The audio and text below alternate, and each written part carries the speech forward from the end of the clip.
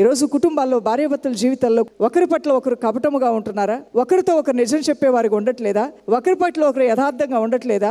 ఒకరి విషయాల్లో మరొకరు శ్రద్ధ కలిగి ఉండట్లేదా? నీ వల్లనే నాకు ఈ బాధలు వచ్చాయి, నీ వల్లనే ఈ యొక్క కష్టాలు నాకు వచ్చాయని భర్త భార్యని, భార్య భర్తని తిట్టుకుంటున్నారా? ఇల్లు పాడవటానికి కారణం నీవే అని భర్త భార్యను తిడుతుంటే, పిల్లలు మాట అనకపోవటానికి కారణమే ఇంటి పట్టున ఉండకపోవటం వల్లనే, నీ ఇష్టానుసారంగా నువ్వు జీవించడం వల్లనే, బాధ్యత లేకపోవటం వల్లనే, ఇంటికి వచ్చి పిల్లల్ని ఒక్కరోజైనా ఏం చదివామని అడగకపోవటం వల్లనే, ఎలా ఉన్నారని అడగకపోవటం వల్లనే, నీకు ఇద్దరు పిల్లలు పుట్టినా నీ యొక్క స్వతంత్రత నీదే, నీ ఇష్టం నీదే, నీ అలవాట్లు నీవే, నీ పద్ధతులు నీవే, అందుకనే ఇల్లు ఇలా పాడైపోయిందని ఒకళ్ళ మీద ఒకళ్ళు పొట్లాడుకునేటువంటి పరిస్థితి ఈ రోజుల్లో లేదంటారా? ఉంది దైవజనమా.